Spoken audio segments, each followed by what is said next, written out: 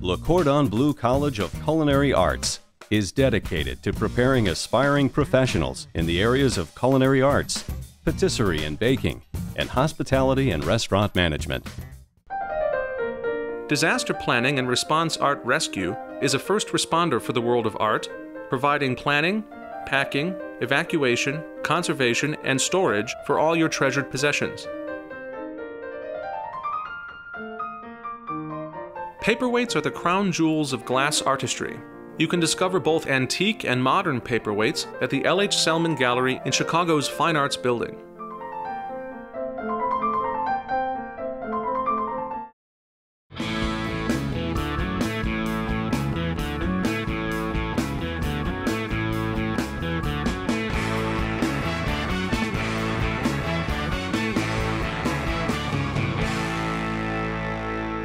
Well, Tony, you sort of seem in a talkative mood today. I wonder if you would like to perform something. I'm a chatty bitch. You are? I'm that guy. Would you like to perform Yes, something? of course I would. Have at it.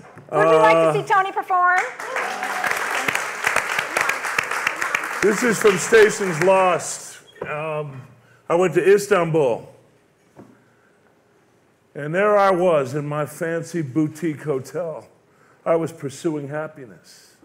I was in a swimming pool full of warm salt water from the Sea of Marmara, just waiting around, meeting Muslims, making friends.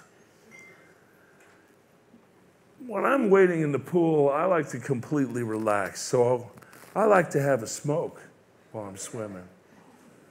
So I fire up an American Spirit, and I'm pursuing happiness.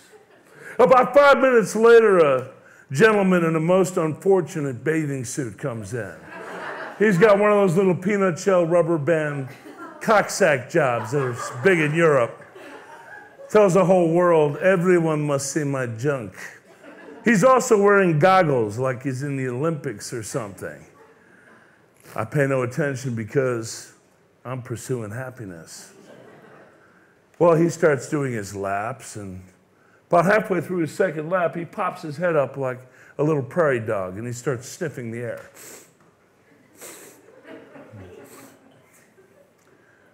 He lifts his little goggles up, and he wades over to me.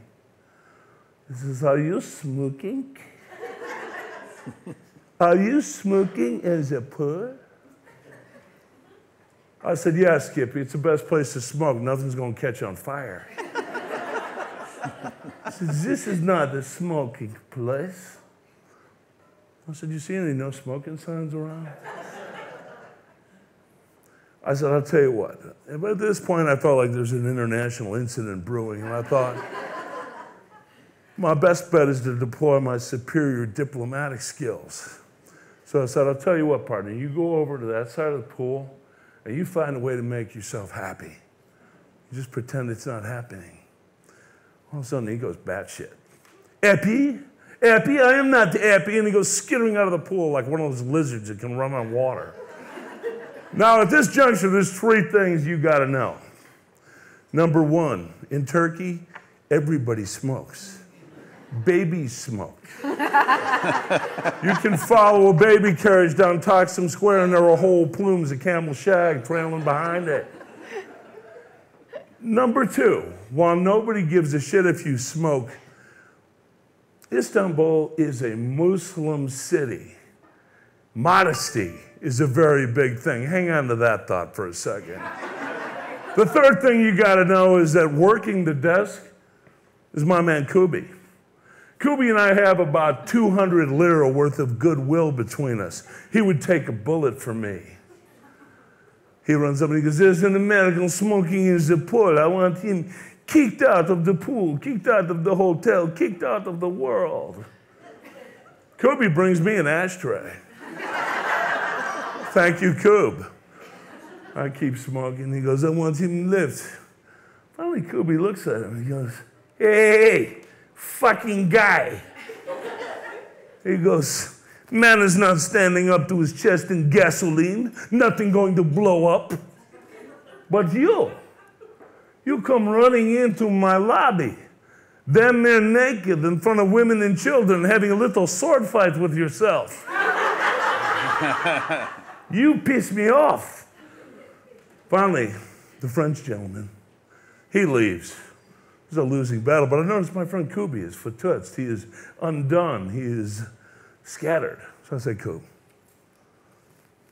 have one of these, my man. Go ahead, just fire one up. Get a big lung full.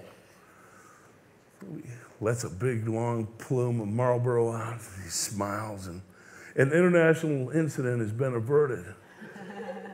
They're lucky I was there.